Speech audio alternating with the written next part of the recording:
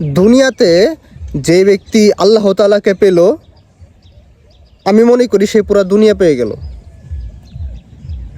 আপনি শুধু দুনিয়ার পিছনে ছুটতেছেন, দুনিয়ার পিছনে ঘুরতেছেন, কিন্তু আপনি আল্লাহ তাআলাকে রাজি খুশি করতে পারলেন না। তাহলে আমি মনে করি যে আপনি যদি এই দুনিয়াকে হাসিল করেও ফেলান, তবু আপনি কিছু পান নাই।